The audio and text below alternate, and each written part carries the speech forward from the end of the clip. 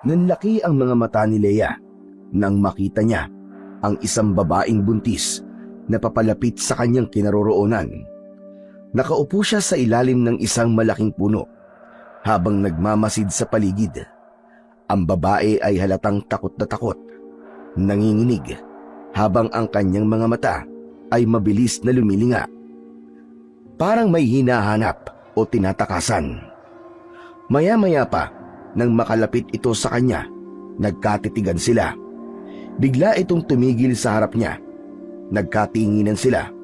Ngunit bago pa siya makapagtanong o makapag-react, bigla na lang nawala ang babae na parang isang usok. Laking gulat ni Leia nang maramdaman niyang biglang bumigat ang kanyang pakiramdam. Nang tignan niya ang kanyang sarili, halos mapatili siya sa pagkabigla. Nang makita ang kanyang tiyan, siya na ngayon ang babaeng buntis. Ang kanilang katawan ay naging isa at ramdam na ramdam niya ang takot na kanina lamang ay nakikita niya sa mukha ng babae. Ramdam din niya ang pagsipa ng bata sa kanyang sinapupunan.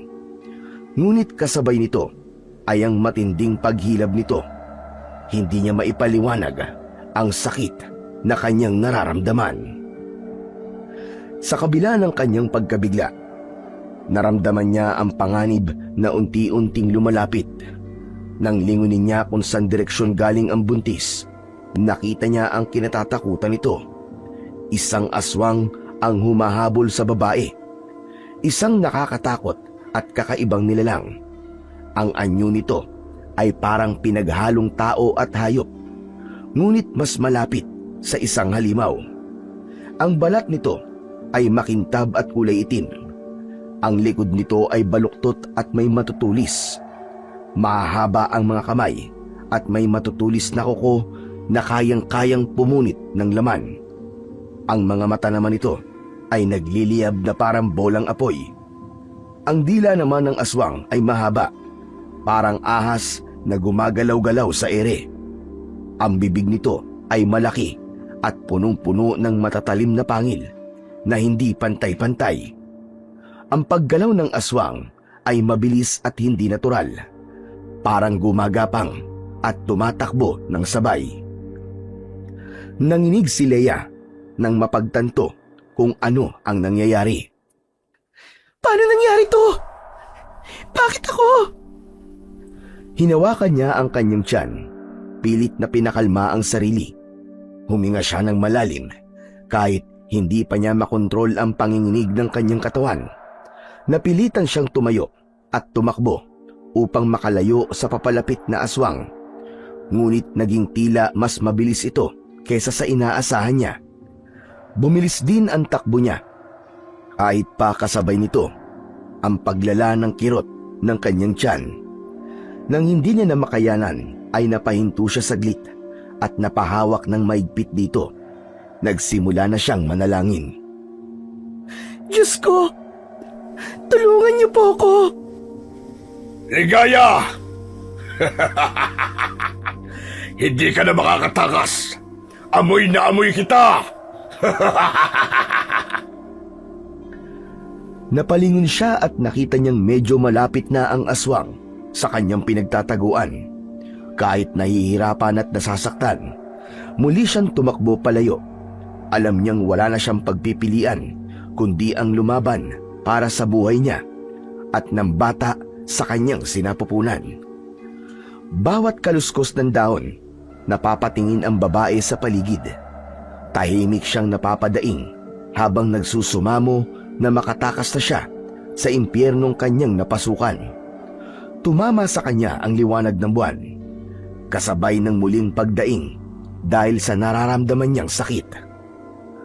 Maluwa-luwa siyang naghanap ng tao o bahay na pwedeng mahinga ng tulong, ngunit walang tao sa gubat. Ligaya! Kung ako sa'yo, magpakita ka na. Alam mo naman ang kahantungan mo. Magiging pulutan kita. Ikaw ang may gusto nito, hindi ba? Halika na!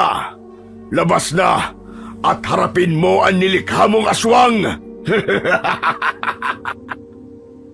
Nakagat na lang niya ang kanyang kamay sa pagpipigil na hindi marinig ang kanyang hagulgol. Bigla niyang naramdaman ang pagputok ng kanyang panubigan. Hindi magtatagal, alam niyang lalabas na ang sanggol. Nagmadali siyang pumunta sa isang malaking puno. Sa unang tingin ay inakala niyang may isang malaking uka lamang sa may ugat, pero nang tignan niyang mabuti, bungad yun ng isang yungib. Ang loob nito ay madilim, masikip at malamig. Pumasok siya sa loob. Pilit niyang pinagkasya ang kanyang sarili. Hinawakan niya ang kanyang tiyan at sa pagkakataong yun, wala na siyang nagawa kundi iluwal ang bata sa lugar na yon. Naramdaman niya ang iba't ibang emosyon na dapat ay yung babae ang nakakaramdam. Saya, lungkot, galit at takot. Ilang sandali pa ay naipanganak na nga niya ang bata. Ngunit alam niyang hindi sila pwedeng magtagal na magkasama. Sa huling pagkakataon, hinalikan niya ang bata. Hindi niya na pinansin kung ano ang kasarian nito. Ligaya! Malapit na ako! Mas lumakas ang tinig ni Tonyo at alam niyang palapit na ito. Hinubad niya ang kanyang suot na bandana at ibinalot yon sa bata. Tumayo siya at naglakad palabas ng kuweba. Tumakbo palayo sa sanggol. Umiiyak siya. Hindi na kontrolado ni Leia ang nangyayari. Tila ang katawan niya ay umaayon na lang sa nararamdaman ng babaeng tila sumanib sa kanyang katawan. Patuloy siyang tumakbo habang nagdarasal na sana ay hindi matagpuan ni Tonyo ang bata. Masakit na ang kanyang paa. Nagdurugo na ito dahil sa mga sugat at tinik na bumaon dito. Ilang sandali pa, natigilan siya nang maramdaman ang isang matulis na bagay na sumaksak sa kanyang tagiliran. Sabi ko na sa'yo huwag ka nang tumakbo. Makakasama yan sa anak natin. Magsasalita pa sana ang babae, ngunit bago pa siya makapagbitiw ng salita, naramdaman na niyang bumaon ang kuko ng aswang sa kanyang tiyan. Napasigaw siya sa matinding sakit, nanginginig at namimilipit habang unti-unting bumabagsak ang kanyang katawan. Humingi siya ng awa, ngunit sa halip na maawa sa kanya ang nilalang, ay lalo pang nagningning ang kasamaan sa mga mata ni Tonyo. Bawat daing niya, bawat sigaw, ay tila naging musika sa pandinig ng lalaki. Sige lang, umiyak ka pa! Sigaw pa! Humihingal sa hirap ang babae, pero pinilit pa ring bigkasin ang kanyang mga huling salita habang bumubulwak ang pulang likido sa kanyang sugat. Pagsisisihan mo ang ginawa mo sa amin!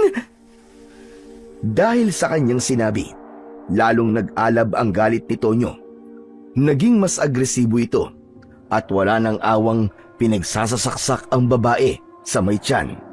Paulit-ulit, mas madiin, habang ang bawat pagbaon ng matatalas na kuko ay sinasabayan ng malademonyong ngisi. Nanginig ang babae. Unti-unting bumigat ang kanyang talukap. Pakiramdam niya ay nalulunod siya sa sarili niyang dugo. Naramdaman niyang namanhid na ang kanyang katawan, pero sinikap pa rin niyang makapagsalita. Gamit niya ang natitirang lakas. Binigkas niya ang isang sumpa.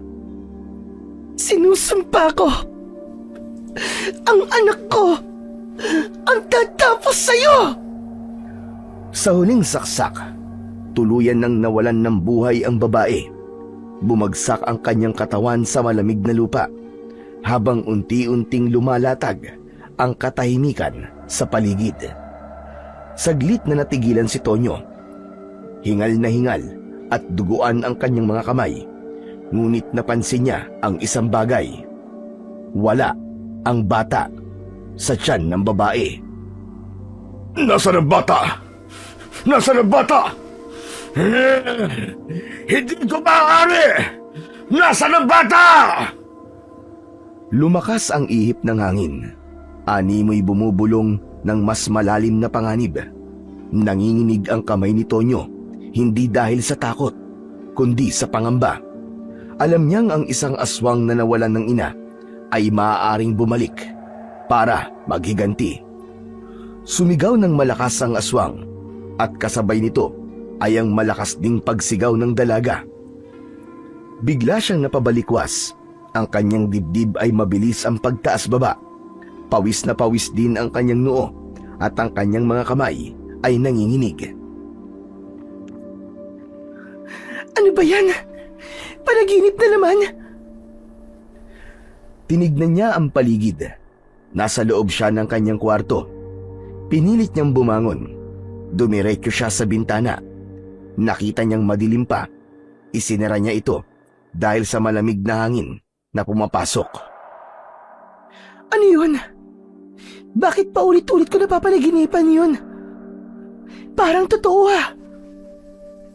Sa kabila ng kanyang pag-aalala, bumalik siya sa kama at pilit na kinalma ang sarili. Muli siyang nahiga, pero di na muling natulog. Naghintay na lang siya sa pagsapit ng umaga. Kinabukasan, maaga siyang pumasok sa kanyang paaralan. 1 taon na rin siyang substitute teacher sa paaralan na kanyang pinagtatrabahuhan. Kakaiba ang araw na yon sa kanya. Parang mabigat. Hindi niya maipaliwanag. Ngunit sa kabila nun, nagturo pa rin siya. Mahal na mahal niya ang ginagawa niya at ang kanyang mga estudyante. Kahit mainit at malikabok sa loob ng silid-aralan, hindi siya tumigil sa pagtuturo. Nakakaramdam na rin siya ng panunuyo sa lalamunan, ngunit hindi niya to iniinda. Sa harap ng kanyang mga estudyante, patuloy siyang nagpapaliwanag. Sinusubukang ibigay ang pinakamahusay na kaalaman na kaya niyang ituro. Kailangan niyang magpatuloy dahil ang pagiging guro din niya ang tanging bumubuhay sa kanya. Okay, mga bata. Basahin natin ang salitang to. Ako ay masipag. Oo, grabe. Napakasipag nga ng prinsesa ko. Nagulat si Leia, pati na rin ang mga bata.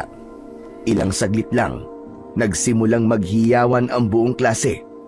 Ang ingay ng mga estudyante ay naging dahilan para mawala sa focus si Leia. Napakunot noo siyang napatingin kay Christopher, kasabay ng mahigpit na pagkakahawak sa yesa na kanina pa niya gustong ibato sa lalaking abot tenga ang ngiti. Class, huwag maingay. Kim, umupo ka. Hindi pa tayo tapos sa klase. Napabuntong hininga siya bago muling nagsalita. Pilit pinapanatili ang kanyang pasensya. Hintayin niyo ako dito, ha? Walang mag-iingay. Dana, ikaw ang inaatasan ko magsulat ng pangalan ng mga kaklase mong maingay. Tandaan niyo, ang mag-iingay, walang star mula kay teacher mamaya, ha? Lumapit si Leia sa kanyang co-teacher na si Christopher. Inis niyang hinarap ito. Sir, ano ba naman? Nagkaklase kami, pero ang ingay-ingay mo. Nako patapos naman na ang klase. Wala nang problema yan. Mabuti pa, paghandain mo na yung mga estudyante mo at pauwiin mo na. Paano pauwiin? Hindi pa nga tapos ang lesson namin. Relax ka lang, chill. Christopher, hindi to biro. Ito naman kababalik ko pa lang, sinusungitan mo na kaagad ako. Namiss kaya kita. Napailing na lang ang dalaga sa mga sinasabing yon ng binata. Si Christopher ay kababata ni Leia. Lumaki sila sa parehong baryo at kahit noon pa, malapit na ito sa kanya. Magaling itong makibagay at madalas na tampulan ng biro sa kanilang dating lugar dahil sa pagiging palabiro at makulit. Pero sa kabila ng kanyang pagiging joker, may seryosong panig din naman si Christopher. Lalo na pagdating kay Leia. Matagal na siyang nagpaparamdam ng paghanga sa dalaga. Pero tila ba, Hindi ito makalampas sa kaibigan lang para kay Leia. Kababalik lang nito sa trabaho dahil nagkasakit. Ilang beses na rin itong uma-absent dahil palagi na lang masama ang pakiramdam. Oh, kumusta ka na nga pala? Ayos na ba ang pakiramdam mo? Oo, ayos na ako. Lalo at nakita na kita ulit. May kailangan ka pa ba? Kung wala ka nang sasabihin, umalis ka na at may gagawin pa ako sa klase ko. Doon ka na, shoo! Oo na. Ginagawa mo naman akong aso eh. Nagpunta ako dito kasi pinapatawag ka ng principal. Kailangan ka daw niyang kausapin. Nang marinig yun ni Leia, kusang bumilis ang tibok ng kanyang puso.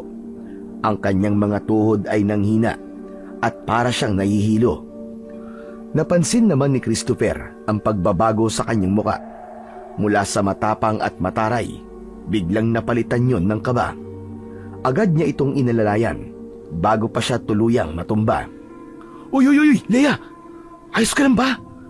Para ka namutla bigla. Ayos lang ako. Sigurado ka? Parang gusto mo nang matunaw sa kinatatayuan mo eh. Mabilis siyang pinandilatan ni Leia. Saka siya tinampal sa braso. Ngunit sa kabila ng kanyang pagtapang-tapangan ay hindi niya maalis ang kaba sa kanyang dibdib. Ikaw kasi, kinakabahan na nga ang tao eh. Nananansing ka pa. Baka lang naman lumusot. O siya, punta na ako dun ha. Bahala ka na sa klase mo. Sige, salamat ha. Inayos ni Leia ang kanyang sarili at kinuha na rin ang kanyang mga gamit. Naglakad siya papunta sa opisina ng prinsipal. Hindi pa niya alam ang sasabihin nito sa kanya, pero malakas ang kutob niya kung ano ito. Matagal niya na itong pinaghahandaan. Pagdating niya sa opisina ng prinsipal, agad na sinabi sa kanyang huling araw na niya sa kanyang pagtuturo. Doon na tila tumigil ang pag-ikot ng mundo para sa kanya. Halos maluwa-luwa siya, pero pilit niyang itinago ang matinding emosyon na nararamdaman niya. Huling araw na niya sa pagtuturo. Ang mga salitang ito ang paulit-ulit na rumirehistro sa kanyang isipan. Sa isang taon niyang pagtuturo, ibinuhos niya ang lahat ng kanyang pagsisikap at dedikasyon. Umaasang magkakaroon siya ng permanenteng posisyon. Ngunit sa huli, tila hindi sapat ang kanyang sipag at tiyaga. Masakit tanggapin na ang papalit sa kanya ay halos baguhan pa lamang sa trabaho. Samantalang siya, pinagpaguran at pinaghirapan ang lahat. Pagkalabas niya ng opisina, doon lang tumulo ang kanyang mga luha. Uy, Leia! Ayos ka lang ba? Napahagulgul na ng tuluyan si Leia. Hindi na niya napigilan ang bigat ng damdamin. Mahigpit niyang niyakap ang hawak na bag. Pilit na itinatago ang panghihinayang at galit sa sitwasyong hindi niya kayang kontrolin. Hindi to patas, Chris. Ginawa ko naman ng lahat ha. Binigay ko ang lahat. Pero sa huli, parang wala lang. Hindi man lang nila nakita ang aking halaga. Hindi na nagdalawang isip si Christopher. Dahan-dahan niyang inilapit ang sarili at hinawakan ang balikat ng dalaga. Leia, alam kong mahirap, pero hindi ibig sabihin na wala kang halaga. Alam ko kung gaano ka nagpapakahirap. Alam ko kung paano mo binigay ang lahat. Huwag mong hayaan na ibang tao magsabi kung sino ka at kung ano ang kaya mong gawin. Ba't ganun, Christopher? Hindi sila patas. Hindi ko alam, Leia, kung bakit. Pero andito lang ako, ha? Kung kailangan mong umiyak, sige, umiyak ka. Kung gusto mong magsalita, makikinig ako. Hindi mo kailangan dalhin ang lahat mag-isa. Saka marami pang oportunidad. Huwag kang susuko. Oportunidad? Paano kung wala na? Paano kung di na ako makahanap ng trabaho? Leia naman ang galing-galing mo kaya. Hindi ito ang katapusan ng mundo mo. Baka nga, may mas magandang plano si Lord para sa'yo. Di ba sabi nga nila, kapag may nagsaradong pinto, may mas magandang bagay na magbubukas. Tahimik lang siyang nakinig, pero sa loob niya, gustong-gusto niyang maniwala sa sinasabi ni Christopher. Gusto niyang kumapit sa pag-asang may naghihintay pang mas mabuti para sa kanya. Pero sa ngayon, hindi niya pa magawang makita yon. Bumuntong hininga siya ng malalim, pinahid ang luha sa pisngi at pilit na ngumiti. Salamat, Christopher, ha? Kahit papano, gumaan ang pakiramdam ko. Biglang napakapit sa dibdib si Christopher. Napangiwi siya sa sakit. Oh, ano nangyayari sa'yo? Lalo pang napayuko ang binata. Para bang may matinding kirot na nararamdaman sa kanyang dibdib. Ang kaninang mapanuksong ekspresyon niya ay napalitan ng totoong sakit at panghihina. Biglang nakaramdam si Leia ng kaba. Alam niyang hindi na nagbibiro ang binata. Sa maraming taon nilang pagkakakilala, hindi na naging bago sa kanya ang laging pagkakasakit ng binata. Nataranta na si Leia. Hinawakan niya ang braso ng binata. Pilit siyang tinutulungan kahit hindi niya alam ang gagawin. Halika, sasamahan na kita papunta sa albularyo. Hindi na pwedeng ipagpabukas to. Wag na Leia. Hindi epektibong ginagawa niya eh. Ilang beses na ako nagpapabalik-balik doon, pero hindi naman ako gumagaling. Eh anong gusto mo? Mamatay ka na lang dahil sa sakit mo na yan na hindi naman magamot ng mga doktor? Sakit lang to ng mga gwapo, Leia. Huwag mo masyadong intindihin. Ano? May sinasabi ka? Wala. Wala akong sinasabi. Ito naman niloloko mo ko eh. Ang bihira naman tong taong to. Ang hilig talaga magbiro. Sorry na. Ang mabuti pa, umuwi na tayo. Nakauwi naman na yung mga estudyante mo tapos last day naman na natin to eh. Ha? Anong sabi mo? Anong last day natin? Ako lang naman ang paalisin ah. Last day ko na rin. Nag-resign na ako buhat nang malaman ko yung plano nila na alisin ka at palitan ng ibang substitute teacher. Ano? Ba't mo ginawa yun? Alam mo ang tanga mo. Uy, hindi ah. Yung kaya ang pinakamagandang desisyon na nagawa ko sa buhay ko. Sira ka talaga. Mamaya magalit na sa akin si Tita Maria sa ginawa mo. Hindi yun. Ang sabi ko naman sa kanya, maghahanap na lang ako ng ibang school. Naintindihan naman niya ako. Alam mo naman yun, full support sa ating dalawa. Ikaw lang naman kasi masyadong pakipot eh. Ayaw mo pa akong sagutin. Che, tumigil ka na nga. Halika na, mabuti pa sumama ka na muna sa akin. Kailangan mo muna magpahinga. Dahan-dahang inilalayan ni Leia si Christopher palabas ng eskwelahan. Isa lang ang naisip niyang pagdalhan sa binata pansamantala. Dito tayo sa bahay mo? Inuupahang bahay, hindi bahay ko. At oo, wala na ako mapagdadalan sa'yo eh. Kulang na rin ang pera ko para maggala kasama ka. Okay. Oh, bakit bigla ka nautal? Hoy, ikaw ha? Kung ano man yung iniisip mo, itigil mo na yan. Ha? Wala naman akong iniisip ah. Ikaw, ang dumi talaga ng utak mo. Sus, ako pa talaga madumi ang utak. Sige na nga, pumasok ka na. Oh, wag mo nang hubarin yung sapatos mo. Sigurado ka? Ang linis pa naman ng bahay mo. Nakamedyas naman ako oh. Ay nako, pumasok ka na nga lang. Ang dami pang sinasabi. Saka, may mas malaking problema kang dapat isipin kaysa sa dumi ng sahig ko. Pumasok si Christopher at agad na napaupo sa maliit na sopa. Heto, tubig. Masakit pa ba ang dibdib mo? Medyo maayos na. Salamat. Napangiti si Leia sa sinabi ni Christopher. Ngunit mabilis din niyang iniwas ang tingin upang itago ang pamumula ng kanyang pisngi. Saglit na katahimikan ang bumalot sa kanilang dalawa. Pagkalipas lamang ng ilang sandali, ang binata na ang bumasag sa katahimikan. Leia, ano ng plano mo ngayon?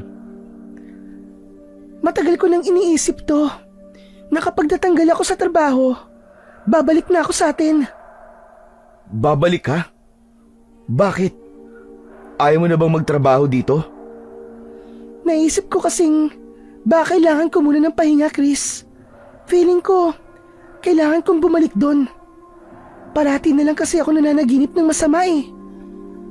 Hindi kaya babala yung mga panaginip mo na yon para di ka na bumalik doon? Paano kung yun ang sagot? Paano kung yun lang ang paraan para matigil na yung mga bangungot na halos pumatay sa akin gabi-gabi? Binabangungot ka? Ba't ngayon mo lang naikwento sa akin yan? Hindi ko pa nga nasasabi sa'yo kasi akala ko, normal lang. Kaso nitong mga nakaraang araw parang tuwing gabi, ginugulo ko ng mga paulit-ulit na panaginip. Isa na dito yung pagpatay sa matatanda na umampun sa akin. Ano? Napapanaginipan mo sila? Oo, Christopher. Paulit-ulit ko nakikita kung paano sila pinatay ng aswang. Saka meron pang isa, yung buntis. Pinatay ng aswang yung buntis na babae. Walang ibig sabihin yun, Leia, sa tingin ko. Huwag ka kasing masyado nag-iisip. Bakit naman hindi ako mag-iisip? Yung pagkamatay ni Lolo at Lola, totoong nangyari yun. Kaya posible din na nangyari talaga yung pagpatay ng aswang sa buntis. Hayaan mo na nga yan. Sa susunod, subukan mong kontrolin ang panaginip mo. Huwag kang papatalo sa mga bangungot. Madaling sabihin yan, Christopher. Sinubukan ko na. Pero wala akong kakayahan na kontrolin kung anong takbo ng bangungot na yun. Christopher, kailangan kong umuwi. Kailangan kong bumalik sa atin. Patuloy na sumisigaw sa utak ko na kailangan kong umuwi para na din makuha yung hustisya sa pagkamatay ng lolo at lola ko. Hustisya? Paano mo naman gagawin yun? Nawalan ka lang ng trabaho kung ano-ano na ang iniisip mo. Sira! Matagal ko na tong plano, no? Di lang matuloy-tuloy kasi nga, priority ko ang mga estudyante ko at yung trabaho ko. Pero ngayong wala na sila, ito naman ang aatupagin ko. Kalimutan mo na nga ang paghihiganti. Huwag ka nang bumalik dun. Delikado. Hindi naman ako maghihiganti Katarungan ang ipinaglalaban ko dito. At anong katarungan naman yun, Aber? Kakalabanin mo yung mga aswang na naghahari-harian sa dating baryo natin? Naririnig mo ba mga sinasabi mo, Leia? Halos lahat ng tao sa atin umalis na. Inabandona na ang baryo dahil sa aswang na yun. Pero ikaw, balak mong umuwi doon para ano? Para magpakamatay? Mabuti pa umuwi ka na. Diba? Hindi ka nagpapaabot ng gabi. Maski sa school. Umuwi ka na. Sige na, umuwi ka na. Napatingin si Christopher sa labas at nakita niyang magtatakip silim na. Tulad ng sinabi ng dalaga, tumayo siya at naglakad papunta sa pinto. Leia, makinig kang mabuti sa akin ha. Sasamahan kitang maghanap ng trabaho. Maraming oportunidad dito. Huwag ka mawalan ng pag-asa. Hindi, Christopher. Buo na ang loob ko. Uuwi ako ng Santa Fe. Ayaw mo talaga magpaawat? Ngumiti si Leia, pero hindi na ito tumugon. Napatitig si Christopher kay Leia. Tila gustong sabihin ang isang bagay, ngunit pinili niyang manatiling tahimik. Alam niyang wala siyang karapatan na pigilan ang dalaga. At sa totoo lang, hindi niya rin sigurado kung anong nais niyang sabihin. Sa huli, tumango na lamang siya bago dahan-dahang tumalikod at lumakad palayo. Isasara na sana ng dalaga ang pinto, pero napatitig siya bigla sa kaaalis lamang na binata. May nakita siyang kakaiba. Pumikit siya para makumpirma ang nakita niya. Pagmulat niya, isang buntong hininga ang pinakawalan niya. Guni-guni ko lang ba yun? Bakit parang nakita kong nangitim ang balat niya? Ano yun? Habang nakatayo siya sa may pinto, ramdam niya ang mabilis na pagtibok ng kanyang puso dahil sa kaba. Pilit niyang kinalma ang sarili at pilit na kinalimutan kung ano ang kanyang nakita. Hindi. Baka pagod lang ako. Oo, tama.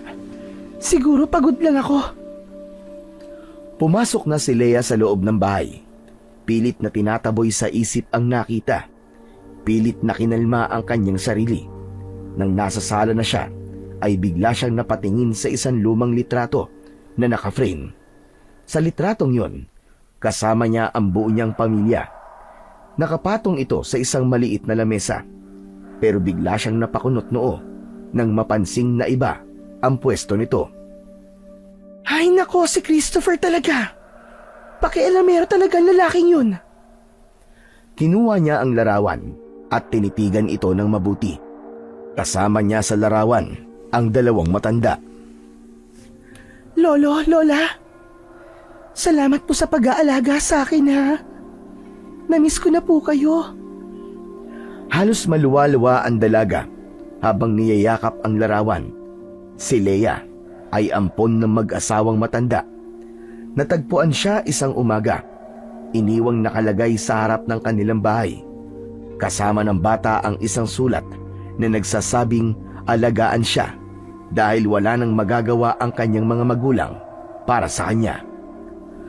Pinalaki nila si Leia na puno ng pagmamahal at parang isang tunay na anak. Hindi nila itinago ang katotohanan tungkol sa kanyang pinagmulan. Maagang ipinaliwanag nila sa kanya na hindi sila ang kanyang mga tunay na magulang, ngunit hindi ito naging hadlang sa bata upang maramdaman niya ang kanilang buong pagmamahal. Sa kabila ng pagiging ampon, hindi nagkulang ang mag-asawa sa pag-aaruga kay Leia. Tinuruan nila siya ng mabubuting asal, ginabayan sa kanyang pag-aaral, at binigyan ng masayang tahanan. Si Leia naman ay lubos ang pasasalamat at pagmamahal sa kanyang lolo at lola. Para sa kanya, sila ang tunay niyang pamilya at kahit kailan, hindi niya sila ituturing na iba. Bigla siyang nangulila sa dalawang matanda. Naiyak siya. Naikuyom niya ang kanyang mga palad nang maalala ang nakita ng gabing pinaslang ang dalawa. Lolo, Lola, magbabayad ang aswang na yon sa lahat ng mga naging kasalanan niya sa inyo. Ibinalik na ni Leia ang larawan sa ibabaw ng lamesa at pumasok na sa kanyang silid. Naiga siya sa kanyang kama at doon, hindi na niya namalayan na nakatulog na siya. Ilang sandali pa, bigla siyang nagising dahil sa isang malakas na sigaw na kanyang narinig.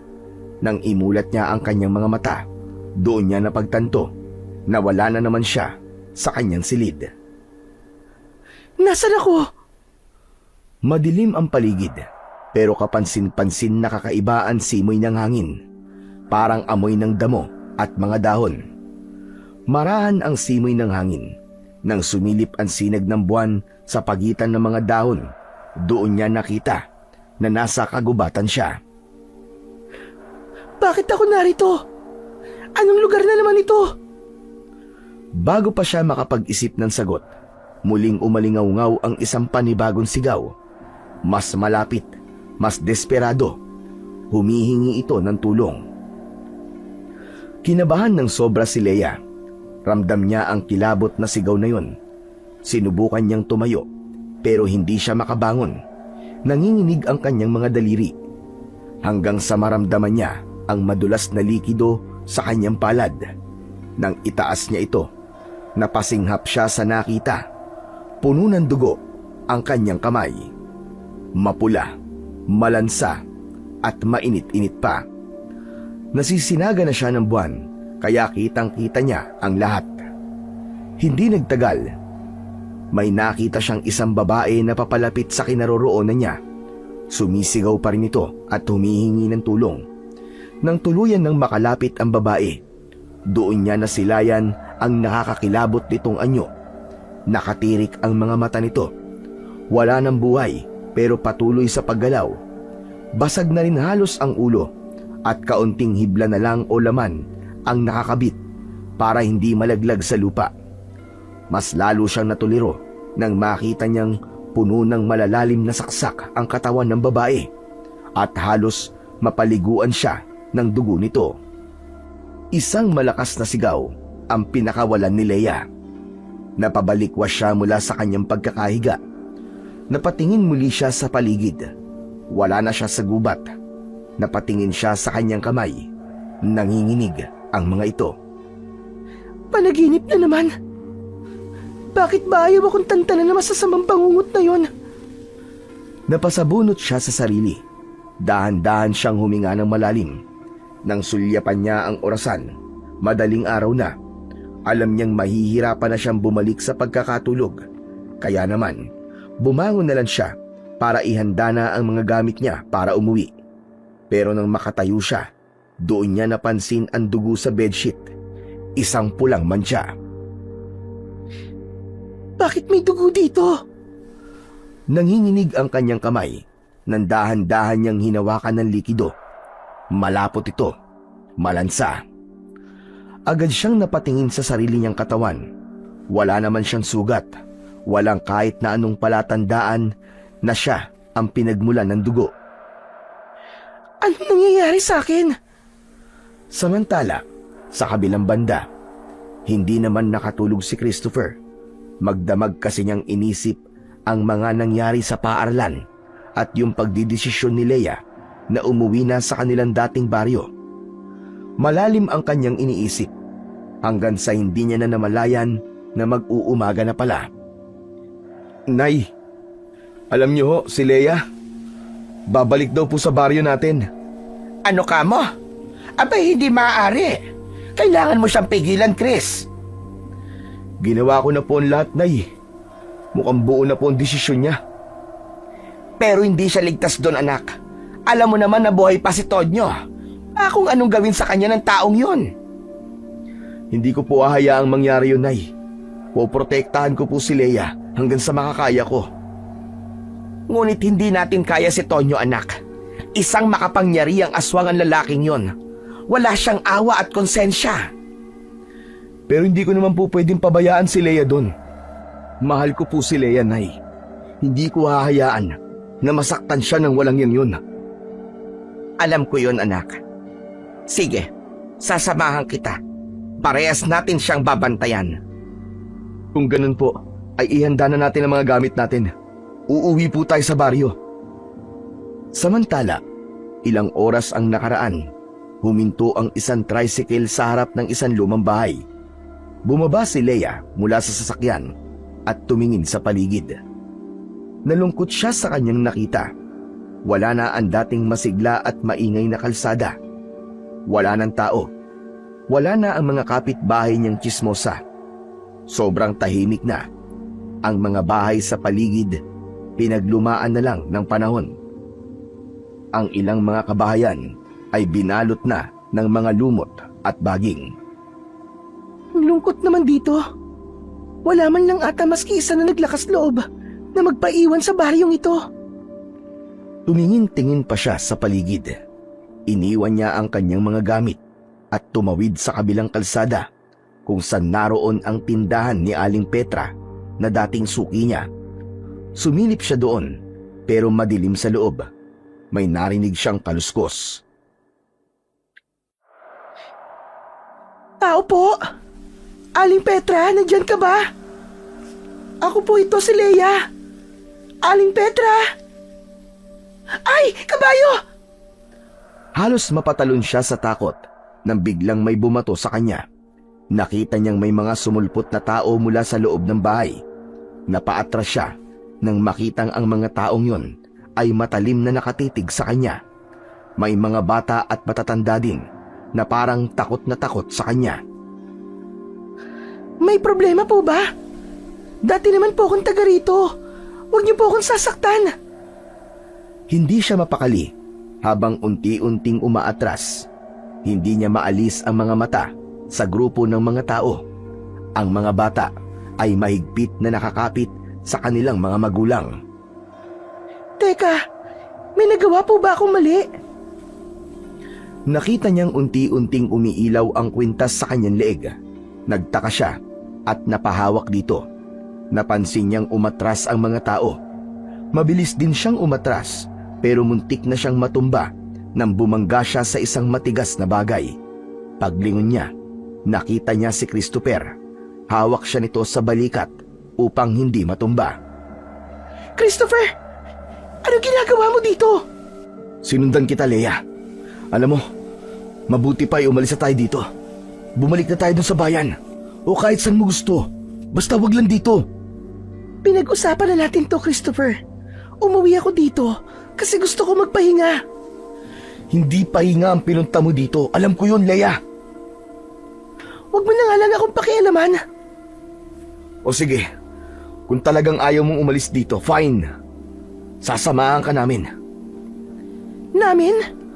Bakit? Sinong kasama mo? Sasamahan ka namin ni Nanay. Andito rin si Aling Maria? Ba't mo siya sinama dito? Nakakahiya, Chris. Ano ba? Gusto niyong sumama eh. Pero teka, ano bang ginagawa mo dito sa bahaging to ng kalsada? Diyan papunta ang bahay mo ah.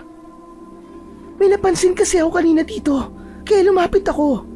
Tapos, may nakita ako ng mga tao dyan sa loob.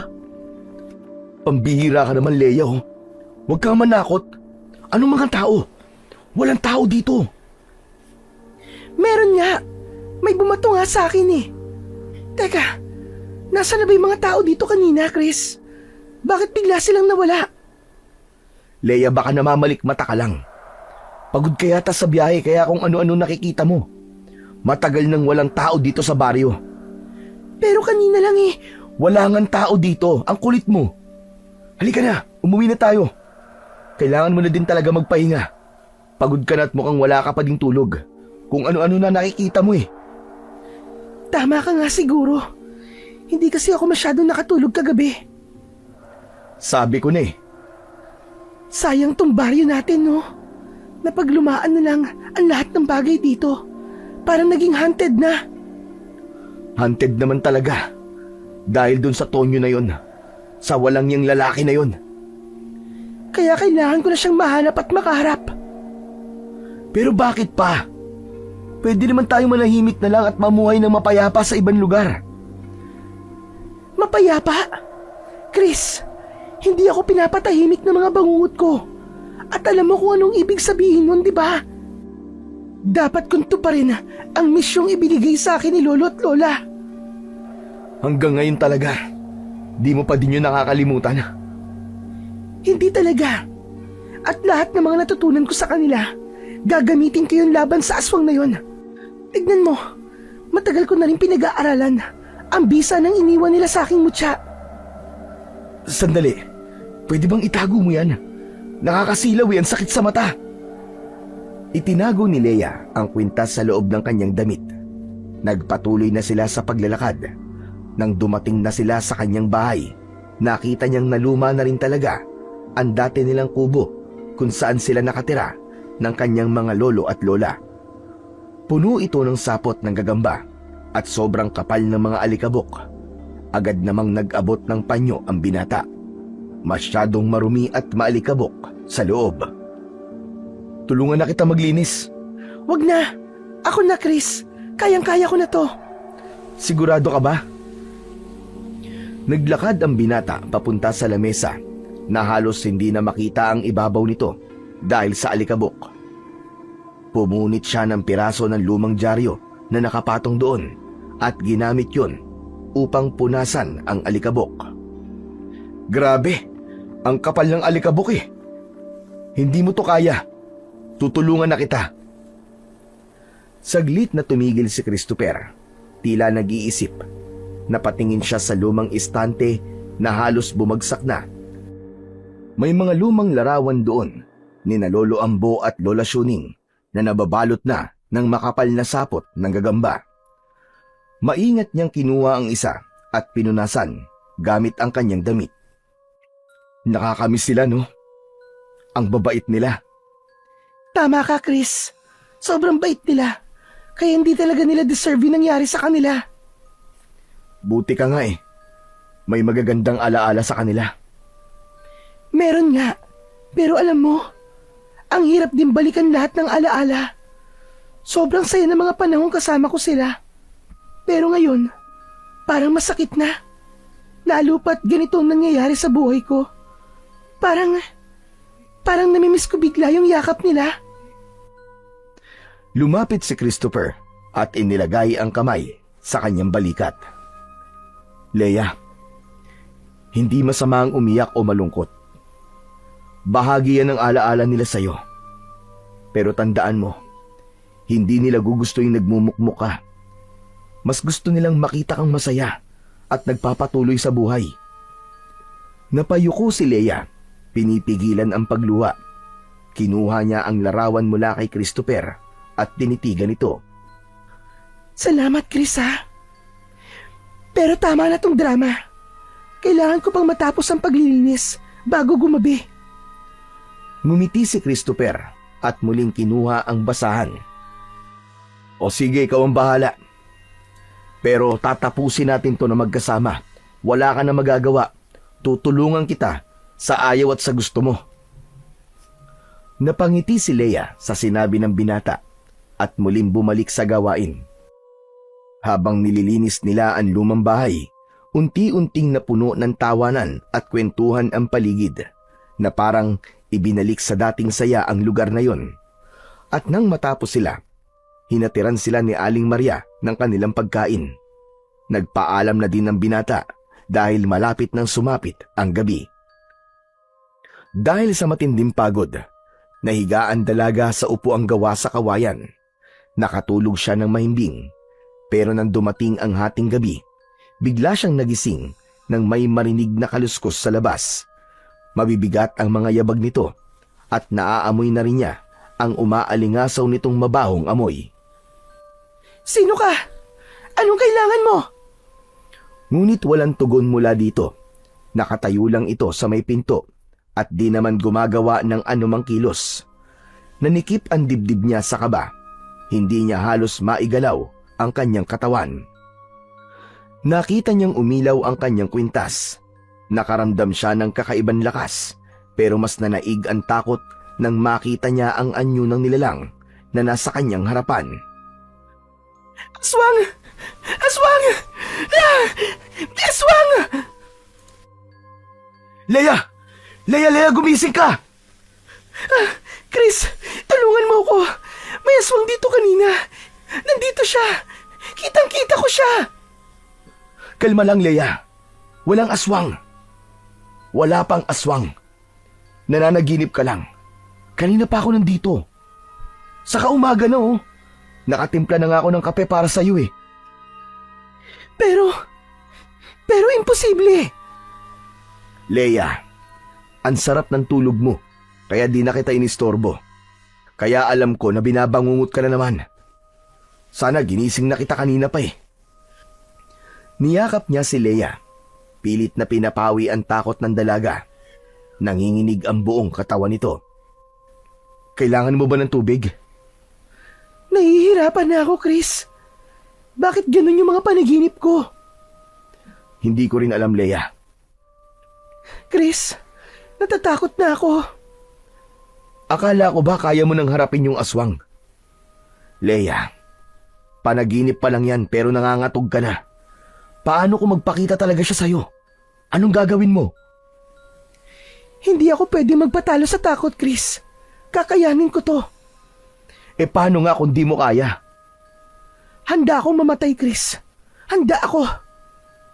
Hindi. Hindi ko hahayaang mangyari sa'yo yun, Leia. Siya nga pala.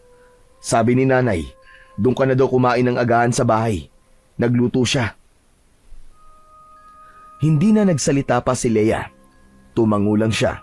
Ngunit hindi dahil sa gutom, kundi dahil sa takot.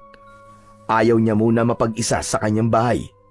Nang makarating sila kina Christopher, agad na niyakap ng ina nito ang dalaga. Nakaramdam naman si Leia ng gaan ng pakiramdam. Mabuti naman, iha. At napapayag kang kumain dito sa amin. Ang totoo po niyan, tita. Nahihiya po ko. Pero salamat po. Ang bait-bait niyo po sa akin. Nako, Leia, wala yon. O tara na. Kanina pa to nakahain eh. Hindi na masarap ang pagkain kapag pinaghihintay ng sobra. Wow! Ang sarap po niya na. Oo naman. Huli pa yan ni Chris kagabi. Ano? Huli? May ginawa kasi siyang bitag. Ayun, nakahuli ng baboy ramo. Masarap yan. Espesyal ang pagkakaluto ko. Aba, ayos ah. Magaling ka rin palang gumawa ng bitag at maniliw ng hayop, Chris. Oo, magaling talaga yan. Pwede na mag-asawa. Teka nga pala, Leia. Kailan mo naman sasagutin itong si Chris? Di ba't matagal ka na niyang nililigawan? Wala ba siyang pag-asa sa'yo, iha? Po? Inay naman, ang aga-aga naman yan. Pero, ako na ho ang sasagot. Mga ilang araw na lang po, sasagutin na po ako niyan. Hoy! Ano bang pinagsasabi mo? Tita, huwag kayo maniwala dyan. O siya, tama na yan. Nagtatanong lang naman ako. Iha, kain ka lang ng kain ha. Diyan na muna kayo at may kukunin lang ako. Naiilang na lang si Leia nang marinig na tumawa ng malakas si Christopher. Tila tuwang-tuwa ito sa pagbibiro ng kanyang ina at sa lantarang paglalakad nito sa kanyang anak. Biglang napatingin sa labas ang dalaga nang may mahagip ang kanyang mata. Isang matandang lalaki ang nakita niya. Huy, Leia! Ba't natahimik ka dyan? Ano bang tinitignan mo sa labas? Ha? Wala. Akala ko may nakita akong tao. Ipinagpatuloy ng dalaga ang kanyang pagkain. Pinilit niyang maging masaya sa paningin nila at sumabay sa kwentuhan, pero hindi mawala-wala sa isip niya ang matandang lalaki na nakita niya. Habang sinusubo niya ang pagkain, hindi niya maiwasang sumulyap muli sa bintana. Wala na ang anino ng lalaki. Mabilis na lumipas ang maghapon. Nagpaalam na rin ang dalaga sa dalawa. Ngunit habang naglalakad siya, naisipan niyang mamasyal muna ng kaunti sa baryo. Habang namamasyal siya, naramdaman niyang parang may sumusunod sa bawat pagakbang niya. Nagsimula na naman siyang makaramdam ng kakaibang enerhiya mula sa kanyang kwintas.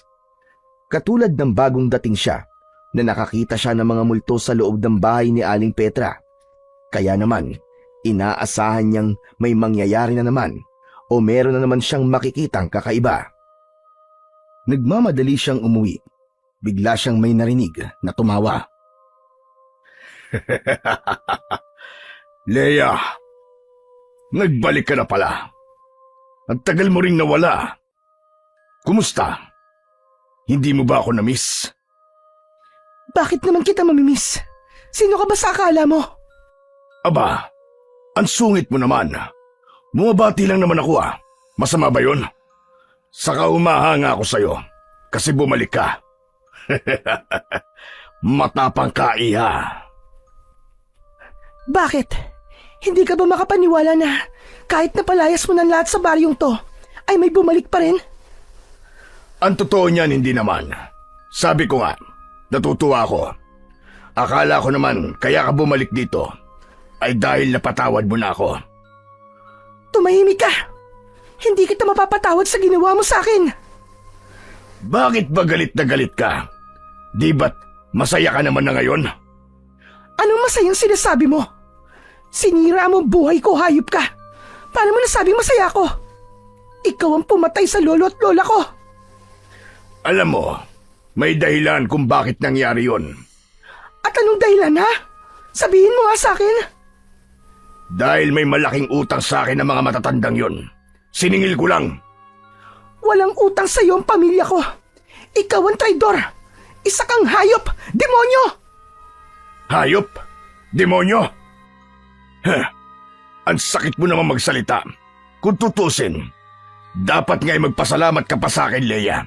Kung hindi dahil sa akin, hindi mo mararanasan tong kalayaan mo ngayon. Kalayaan? Kalayaan bang tawag mo sa pagkawala ng mga pinakamamahal ko? Sa takot na dala ko araw-araw ng dahil sa'yo? Oo, Leia. Kalayaan sa ilusyon na protektado ka nila. Isa ka talagang halimaw. Hindi mo alam kung anong sakit na dinulot mo. Hindi lang sa akin, kundi maging sa lahat ng mga taong dating naninirahan dito. Hindi ko kasalanan ang lahat ng nangyari dito. Dahil hindi ko naman kasalanan na mahina sila. Natural lang na mangyari yun sa kanila. Ika nga, ako ang malakas. Kaya ako ang nanalo. Sugapa ka sa kapangyarihan. Akala mo, laro-laro lang ang lahat ng to. Magaling ka nang magsalita. Ibang-iba ka na. Di ka na katulad ng dati. Mukhang gusto kong makita kung gaano ka nakatapang ngayon. Hindi na ikaw yung dating batang umiiyak lang habang nagtatago sa likod ng lolo at lola mo. Mamamatay tao ka! Demonyo ka! Mamamatay tao? Kung tutusin, sila ang unang nagkasala sa akin, Leia. Kaya hindi mo ko masisisi. Gumanti lamang ako. Wala silang ginagawang masama sa'yo! Wala kang alam, Leia. Wala kang alam. Pero gusto ko lang sabihin sa'yo, kung ano man ang pinaplano mo, kung gusto mo kong patayin para sa hustisya ng mga matatandang yon, wala ka mapapala dahil hindi mo ko kaya.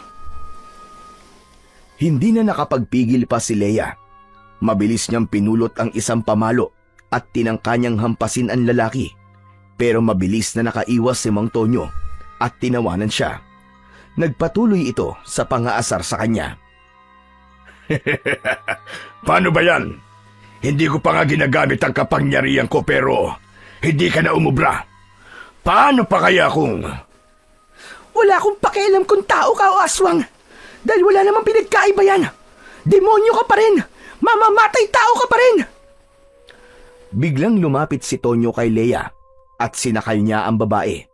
Ngunit nang makita niya ang nagliliwanag na kwintas ng dalaga, para itong napaso, bigla niyang nabitiwan si Bea. Kung ako sa'yo, umalis ka na dito. Umalis na kayo. Dahil oras na nagkaroon ako ng pagkakataon, lahat kayo ay papatayin ko. Akin lang ang Santa Fe, Leia. Sa akin lang. Hindi ako natatakot sa'yo. Magbabayad ka. Magbabayad ka sa lahat ng mga nagawa mo. Tignan na lang natin. Pero sigurado kung hindi mo ko kayang talunin, Leia. Yan ang tatandaan mo.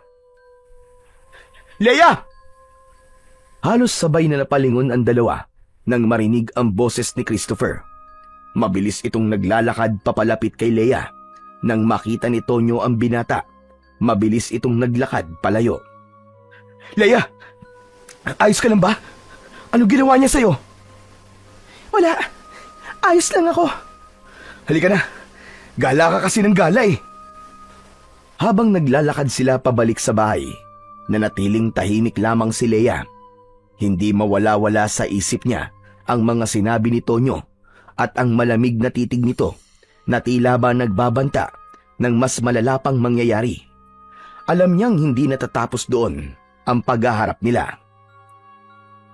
Leia, parang ang lalim ng iniisip mo ah. Wala to. Iniisip ko lang kung paano ko sisimulan ang plano ko. Tungkol ba kay Mantonyo?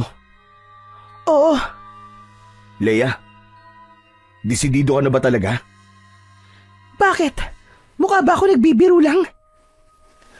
Sige, kung talagang di na kita mapipigilan, gusto ko lang malaman mo na hindi ka nag-iisa sa laban, Leia.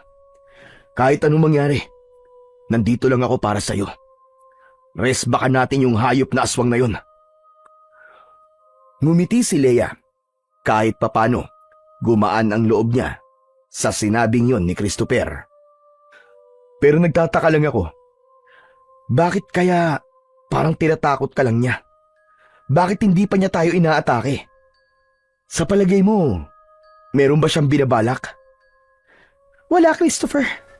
Hindi pa tayo inaatake dahil gusto pa niya maglaro. Gusto niyang subukan ang kapangyarihan ko. Kung hanggang saan ang kaya ko. Sa palagay mo ba, kaya natin siya? Wala akong pakialam kung kaya o hindi. Basta ang importante, naniniwala ako sa sinabi ng lola ko noon na ako ang tatapos sa aswang na yon. Pagkatapos maihatid ng lalaki ang dalaga sa kanyang bahay, nagpaalam na rin ito pero nangako na babantayan siya upang hindi siya magalaw ni Tonyo. Nang gabing yon, nagdesisyon si Leia na simulan na ang kanyang paghahanda. Gagamitin niya ang mutya ng uwak na ipinagkaloob sa kanya ng umampong albularyo.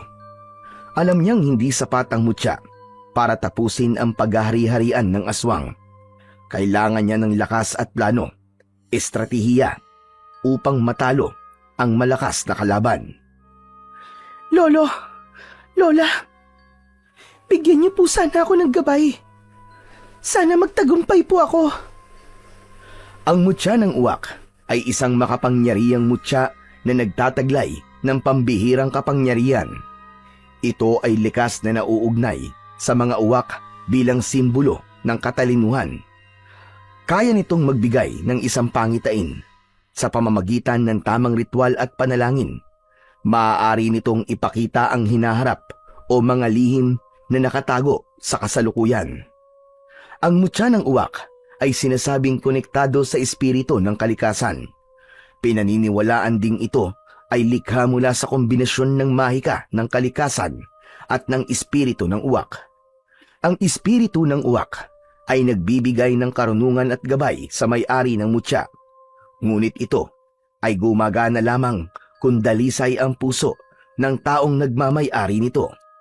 Kung gagamitin ito para sa kasamaan o sariling kapakinabangan, mawawala ang liwanag nito at magiging isang ordinaryong bato.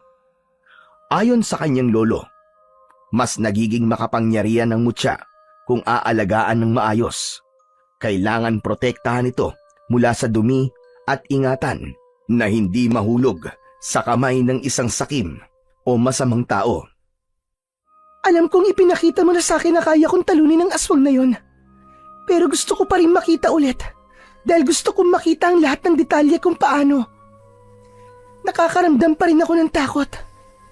Ewan, hindi ko alam kung bakit. Dahan-dahan niyang inilapit ang mutya sa kanyang noo. Sa sandaling dumikit ito sa kanyang balat, biglang nagbago ang paligid. Ang paligid ay nilamon ng kadiliman at naramdaman niyang parang may humila sa kanyang isang malakas na puwersa papunta sa ibang dimensyon.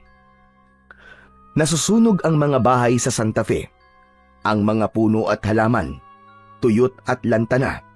Ang hangin ay puno ng mabigat na enerhiya. At sa gitna ng kaguluhan ay nakita niya si Tonyo, nakatayo sa gitna at may tinitignan. Ang anyo nito ay hindi na tao, isang halimaw. Katulad ng aswang na parati niyang napapanaginipan. Habang nanonood mula sa gilid, napansin ni Leia ang kanyang sarili na nasa gitna din ng baryo. Nakatayo siya at hawak ang nagliliwanag na mutya ng uwak. Nakatingin siya kay Tonyo na tila naghahanda na siya sa kanilang laban. Ngunit ang sunod niyang nakita ay nagpatindig ng kanyang balahibo. Nang lumapit kasi ang aswang sa kanya, nakita niya at naramdaman ang labis na panghihina. Kaya naman nang umatake si Tonyo, ay nakita niya ang sarili na bumagsak sa lupa. Akala mo ba ay kaya mo akong talunin? Isa ka lang baguan. Ako ang hari ng kadiliman. Wala kang laban sa akin. Biglang dumilim ang paligid, pero naririnig pa rin niya ang malakas na halakhak ng aswang. Humihingal si Leia nang muli niyang maidilat ang kanyang mga mata. Nanginginig ang kanyang mga kamay nang dahil sa takot. Bakit ganun? Bakit iba ang ipinakita mo? Hindi ganito yung ulang pangitain na ibinigay mo sa akin Akala ko ba mananalo ko? Labis na nagtaka ang dalaga sa kanyang nakita. Hindi siya makapaniwala na nagbago ang pangyayaring ipinakita sa kanya ng mutya. Dahil doon, kinuha niya ang itak na nakatago sa istante. Ito ay hindi isang ordinaryong sandata. Ito ay pinahira ng mahika at sagradong panalangin upang maging epektibo laban sa mga nilalang ng dilim. Bukod doon, ay may makikita ding mga sinaunang baybayin na nakaukit sa mismong bakal na hawakan ng itak.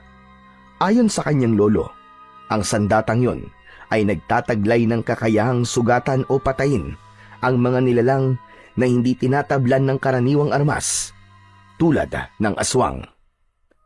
Habang pinapahid ni Leia ang daliri sa matalim na itak, naramdaman niya ang bahagyang pag-init nito. Kung ano man ang ipinakita ng mutya, handa ako, Lolo. Basta ito na ang oras. Kailangan kong gamitin ang iniwan mo para magtagumpay ako. Palakasin mo nawa ang loob ko, Lolo. Pagkasabi nun, nakita niyang muli na nagniningning ang mutya sa kanyang kwintas. Parang sinusuportahan nito ang desisyon niyang gamitin ang itak bilang sandata. Naalala niya bigla ang isa pang sinabi ng kanyang lolo, ang tungkol sa kombinasyon ng mutya ng uwak at ng itak. Ang mutya ay may kakayahang makita ang hinaharap at magbigay ng gabay, habang ang itak naman ay ang pisikal na sandata na magbibigay ng huling hatol sa kalaban. Natatakot ako. Oo, inaamin ko yun.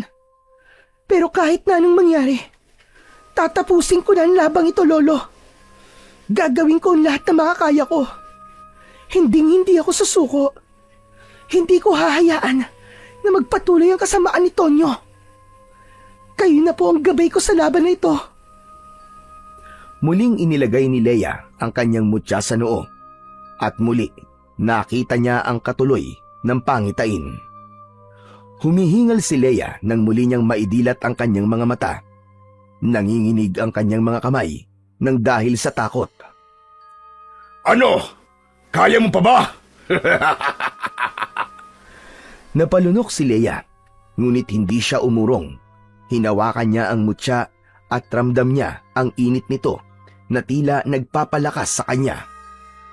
Hindi mo ako matatakot, Tonyo! Halimaw ka! Hanggang dito ka na lang! Huwag kang magpakasigurado, Leia. Ang lakas ko ay hindi mo matutumbasan. Patutunayan kong walang sino man ang makatatalo sa akin! Sa isang iglap, umatake si Tonyo.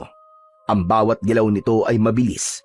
Nagbabadya ang nakamamatay nitong mga kuko. Pero bawat pag-atake ng aswang ay nasasalag ng dalaga gamit ang kanyang itak. Hindi madali ang laban at nararamdaman niyang unti-unti nang nauubos ang kanyang lakas. Sa kalagitnaan ng laban, biglang lumiwanag ang mutya ng uwak. Ramdam niya ang kakaibang enerhiyang nagmumula rito na tila ba humihigop ng lakas mula sa kalikasan sa paligid. Sa pagkakataong yun, nagpasya si Leia na gamitin ang lahat ng natitira niyang lakas. Hawak ang mutya sa isang kamay at ang itak naman sa kabila. Humarap siya kay Mang Tonyo ng buong tapang. Ito na ang wakas ng kasamaan mo, Mang Tonyo! Nang makalapit si Tonyo, iniangat niya ang kanyang itak at buong lakas na hinataw ito pababa. Tumama sa balikat ng aswang. Kasunod nito ay ang malakas na sigaw ni Mang Tonyo. Ang itak na puno ng sagradong panalangin at ritual ay tuluyang sumugat sa katawan ng aswang. Muling tumindi ang liwanag mula sa mutya na tila tumutugon sa bawat galaw ni Leia. Ang sugat ni Tonyo ay nagsimulang maglabas ng itim na usok. Hindi pa rin natitinag si Tonyo at sinubukang pa rin lumaban. Para sa lahat ng pinatay mo! Para sa lahat ng mga taga rito na inalisan mo ng tahanan!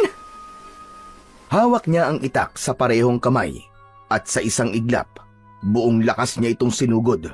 Tumagos ang itak mula sa kanyang dibdib. Narinig ang huling sigaw ni Tonyo.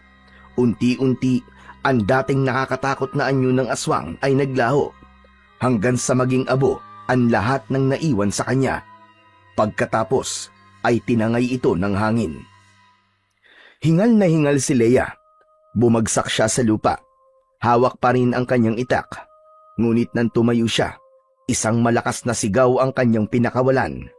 Napatingin siya sa kanyang harapan. Dahil doon, lumitaw ang isang aswang. Mas mabangis, mas nakakatakot. Pero ang mas lalong ikinigimbal ni Leia, nakita niyang hawak ng aswang na ito ang kanyang puso at doon nagtapos ang pangitain. Pagod na pagod si Leia nang matapos ang ritual. Hinawakan niya ang kanyang mutya. Anong ibig sabihin ng ipinakita mo sa akin? Bakit ganun? May isa pang aswang. Matapos ang ilang sandali, nagligpit na ng mga gamit ang dalaga. Halos maghahating gabi na at hindi niya masyadong namalayan ang mabilis na paglipas ng oras. Pero bago pa man siya makabalik sa kanyang higaan, may narinig siyang kakaibang ungol sa labas. Dahan-dahan siyang lumapit sa bintana at sinilip ang labas. May nakita siyang isang anino na hindi mapakali. Tahimik lang itong pinapanood ng dalaga hanggang sa naglakad ang nilalang palapit sa kanyang pinto. Agad niyang kinuha ang kanyang itak at bumalik sa bintana para muli itong sumilip. Naroon pa rin ito, pero may kagad na pansin ang dalaga. Hindi ito ang aswang na si Tonyo. Nanlaki ang mga mata niya nang maalala ang huling bahagi ng kanyang pangitain. Hindi! Sino tong aswang na to? Siya kaya yung nasa pangitain? Bigla itong lumingon sa gawin niya, kaya kagad niyang isinara ang bintana. May narinig siyang mga yapak, parang papalayo. Pagkatapos nun, tumahimik na ang paligid. Kinabukasan, maaga pa ay naroroon na si Christopher sa bahay niya. Ano Leia, kumusta ang tulog mo? Aba teka, ba't di ka nagsasalita? May masakit ba sa'yo? Wala naman. Ay, salamat. Akala ko kung napapano ka na eh. Chris, may alam ka ba? Tungkol sa isa pang aswang na gumagala dito sa baryo? Ano sabi mo? Isa pang aswang? Anong ibig mo sabihin? Nakita ko siya kagabi. At nakita ko din siya sa... Si Tonyo lang ang alam kong aswang dito at malamang kung may nakita ka mang aswang kagabi, si Tonyo yun, wala nang iba. Hindi siya yun, Christopher. Sigurado akong hindi si Tonyo ang aswang na yun. Dahil babae yung nakita ko. Ano? Babae? Hindi kaya nagkakamali ka lang, Leia? Si Tonyo lang ang alam nating aswang dito. Hindi. Hindi talaga siya si Tonyo, Chris. Sigurado ako. Malinaw ang nakita ko. Isa siyang babae. Kung totoo ang sinasabi mo, ibig sabihin, hindi lang pala si Tonyo ang problema natin dito. May isa pang nilalang sa baryong ito. At kailangan kong malaman kung sino siya. Kung mas delikado pa siya, hindi ko siya pwedeng hayaang gumala rito. Pero paano mo malalaman yun? Tayong 3 lang ang natira rito. Wala nang ibang tao sa baryo na makakapagturo kung sino ang babaeng yun. Makakaisip din tayo ng paraan. Ang ikinakatakot ko lang, baka mas malakas pa ito sa aswang na si Tonyo. Anong ibig mo sabihin? Mas malakas ang aswang na nakita mo kagabi? Hindi rin ako sigurado. Pero sabihin mo nga sa akin, Chris. Ang nanay mo. Huy, ano ka ba? Iniisip mo bang si nanay yung aswang? Hindi aswang si nanay, no? Pambihira ka naman. Teka, wag ka magalit. Hindi ko naman sinasabi na aswang ang nanay mo. Pero, parang may kakaiba lang talaga ako nararamdaman. Leia, tigilan mo na nga yan. Kung ang iniisip mo ay may kinalaman si nanay sa mga nangyayari dito, mali ka. Umalis si nanay bago pa tuluyang maabandona ang baryong ito. Isa lang siyang ordinaryong tao, Leia. Hindi ako nanghuhusga, Chris. Pero kailangan suriin ang lahat. Kung si Tonyo ay may kasama, kailangan nating malaman kung sino yun. Kung gusto mong alamin, sasama ako. Hindi kita hahayaang mag-isa sa bagay na to. Pero tandaan mo, huwag kang basta-basta magbibintang, Leia. Hindi aswang ang nanay ko. Salamat, Chris. Alam ko mahirap ito, pero kailangan natin maging sigurado. May mga tanong na kailangan masagot. Ano pa bang nakita mo kagabi? Sigurado ka bang babae ang aswang na yon? Ano bang itsura niya? Oo, Chris. Babae talaga siya. Mahaba ang buhok. At nakasuot siya ng isang bestidang itim. Naramdaman kong mas malakas ang aura niya kaysa kay Mang Tonyo. Kung ganun, mas mabuting umikot tayo sa baryo. Hanapin natin ang posibleng pinagtataguan niya. Pero Leia, kailangan natin maging handa. Kung mas malakas nga talaga siya kaysa kay Mang Tonyo, baka hindi natin siya matalo ng basta-basta. Alam ko, Chris. Dadalhin ko mutsyatang itak ng lolo ko. Sige, maganda ka na. Mamaya iikot tayo. Aalamin natin kung nasan ang nilalang na yun. Pero tandaan mo, Leia, kahit na ano pang mangyari, hinding-hindi kita iiwan. Salamat, Chris. Pero bago tayo mag-ikot, tara na muna sa bahay. Nagluto si nanay eh. Gusto kanyang makita. At saka alam mo naman yun eh. Ayaw niyang nalilipasan tayo ng gutom. Nakakahiya naman kay tita. Palagi na lang ako nakikikain sa inyo. Ano ka ba? Hindi ka naman naiba eh. Isa pa, mas gusto ni nanay na may kasabay kami sa pagkain. Halika na, bago pa magtampo yun. Sumama si Leia kay Christopher, papunta sa bahay nito. Habang naglalakad sila, sa tahimik na baryo, hindi maiwasan ni Leia ang kabahan. Ang imahe ng babaeng aswang ay naglalaro pa rin sa kanyang isipan. Hindi niya maintindihan kung bakit ito biglang lumitaw at ano ang dahilan nito para umatake. Ngunit kahit papano, naramdaman niyang mas ligtas siya dahil kasama niya si Christopher. Pagdating nila sa bahay, hindi nila inaasahan ang nadatnan nila. Pagpasok nila sa pinto, agad nilang narinig ang mahihinang ungol mula sa kusina. Napasugod si Christopher at bumungad sa kanila si Aling Maria na nakaupo sa sahig. Namimilipit sa sakit habang nagsusuka ng dugo. Nay! Nay, ano nangyari sa inyo? Lumapit agad si Christopher para alalayan ang kanyang nanay, habang si Leia naman ay nananatiling nakatayo, gulat at hindi makapagsalita. Halatang nahihirapan si Aling Maria at basang-basa ang sahig ng dugo. Chris, dahan-dahan lang. Ano gagawin natin? Hindi ko rin alam, Leia. Bakit siya nagkakaganito? Kanina lang ang lakas-lakas niya. Tapos ngayon. Halos matuliro si Christopher nang makita ang ina sa ganung kalagayan. Napansin nilang dalawa, nakakaiba ang anyo ng dugo na sinusuka nito. Kulay itim na may halong mabahong amoy. Hindi ito ordinaryo. Bigla niyang naalala ang mutya ng uwak na ayon sa kanyang lolo ay kaya ding gumamot ng mga karamdaman. Hinawakan niya ito at nagdasal sa kanyang isip. Umaasang makakatulong ang mutya sa sitwasyon na yon. Chris, subukan natin to. Ang mutya, baka makatulong ito. Sandali! Hindi mo pwedeng gamitin ang mutya na yan sa nanay ko! Bakit? Anong kinakatakot mo?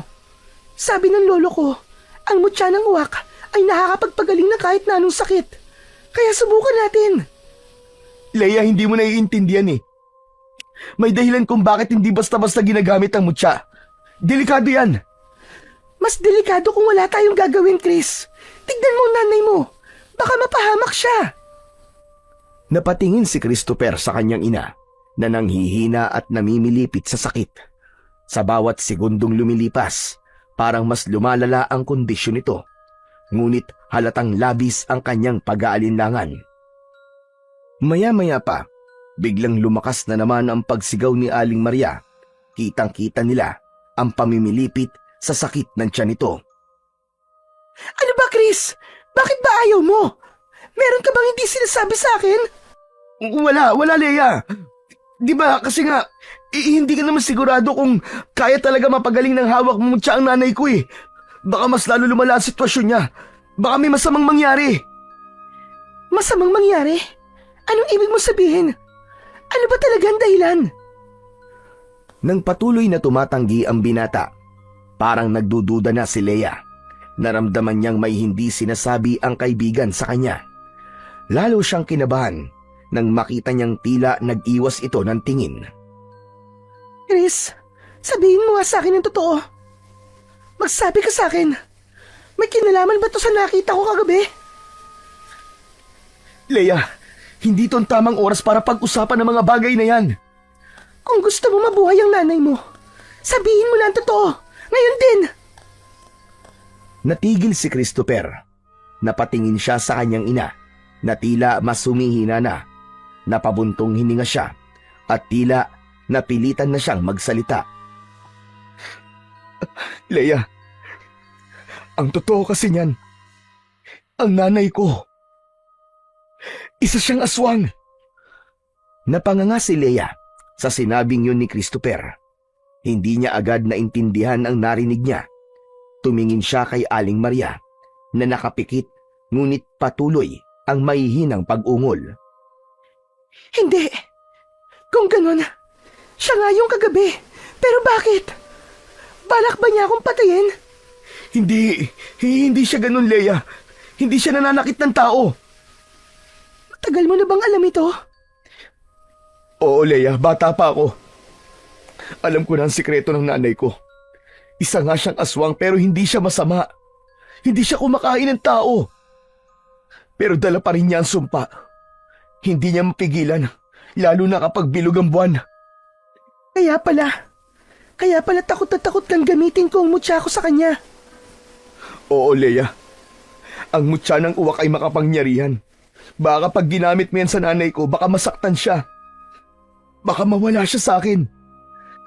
Pero hindi na tayo pwede maghintay pa. Kung talagang hindi naman siya masamang aswang, baka sakaling tanggapin siya ng mutya at pagalingin siya nito. Nag-isip si Christopher. Halata ang labis na takot sa kanyang muka. Pero alam niyang wala na silang ibang pagpipilian.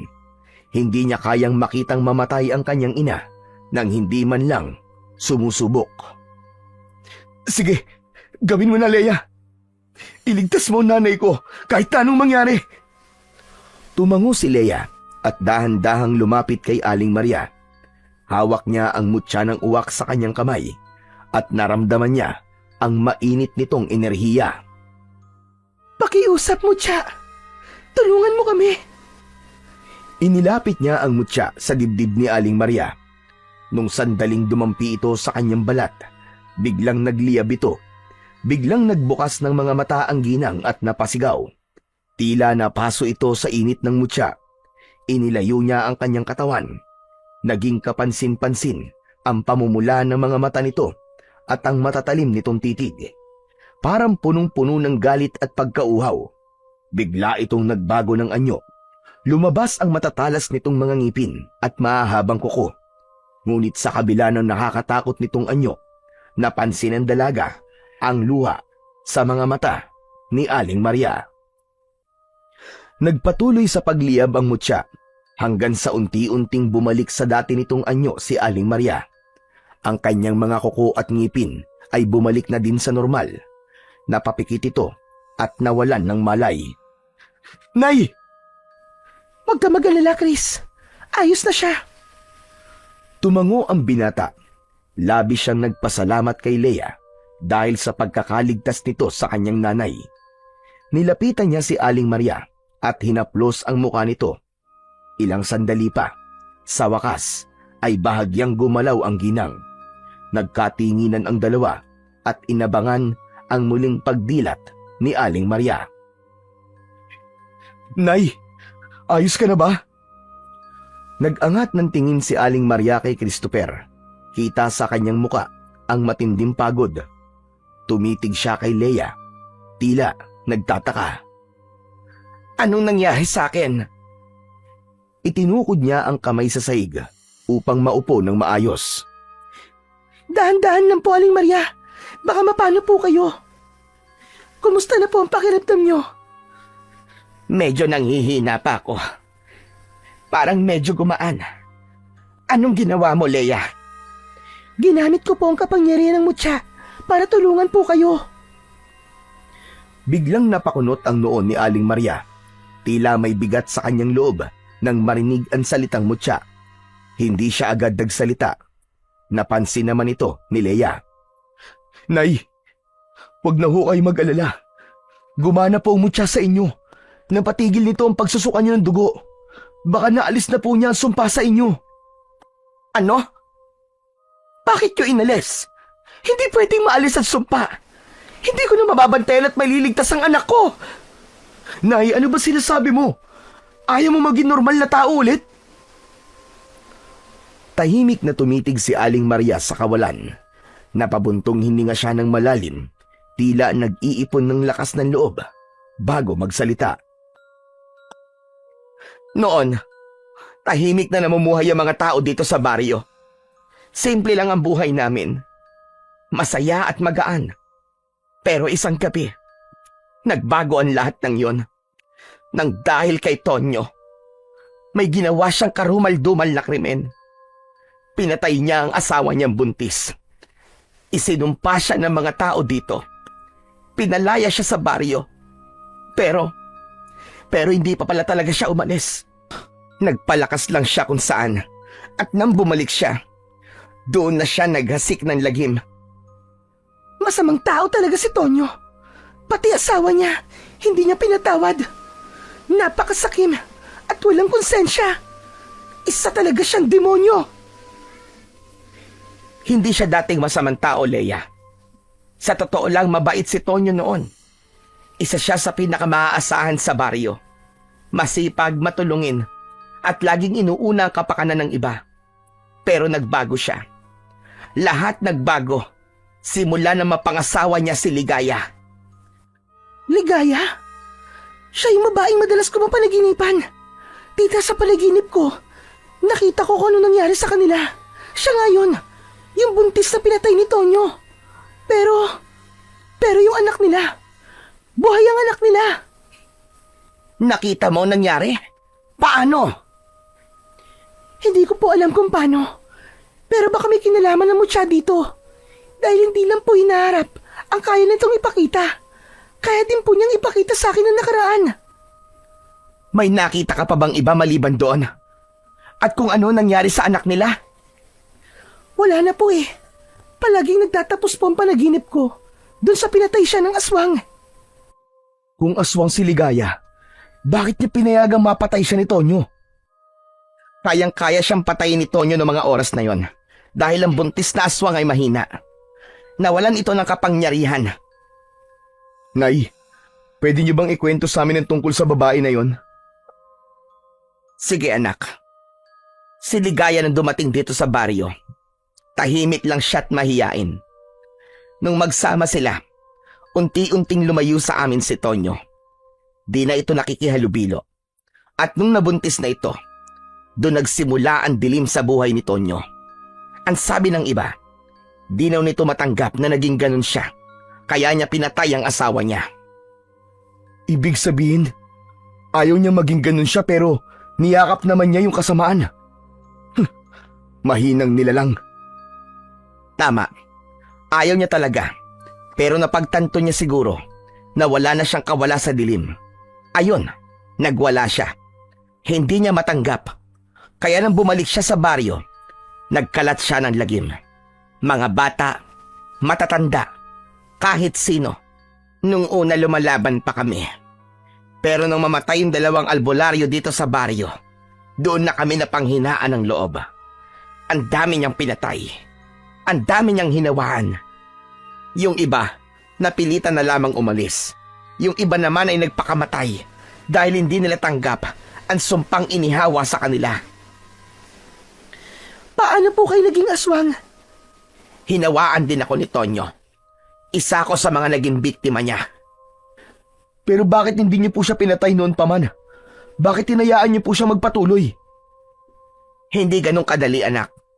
Si Tonyo ay hindi basta-basta matatalo. Masyado siyang malakas dahil sa dami ng buhay na kinuha niya.